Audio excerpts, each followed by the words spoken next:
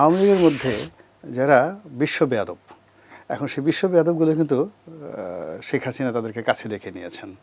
আর যারা একেবারে বিনয়ী, ভদ্র, তসবিটিপে ভালো লোক, সৎ, অনেস্টি, তাদেরকে দূরে সরিয়ে দিয়েছে। এটা রাজনীতির একটা ট্র্যাজেডি আমাদের এই দেশে। এখানে সাহস, শক্তি, নেগেটিভিটিকে অনেক সময় প্লাস করা হয়।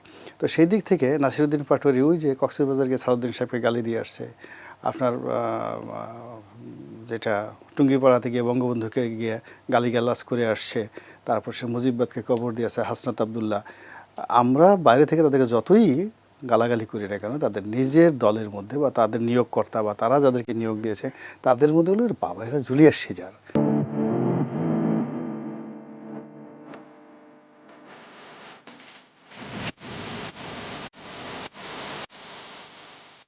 এরা নেপোলিয়ন বোনাপার্ট, এদের মতো লোকই তো আমাদের আরও বেশি দরকার। এরা এই যে পুরো রাজনৈতিক অঙ্গনকে উত্তেজিত করে দিয়েছে। এখন ডিজিএফআইয়ের অফিস ভেঙে ফেলবে, তারা খুব চিন্তায় আছে যে কী ব্যাপার, আমাদের অফিস ভেঙে ফেলবে। আর একজনও আপনি দেখেন বলছে ক্যান্টনমেন্ট আক্রমণ করবে।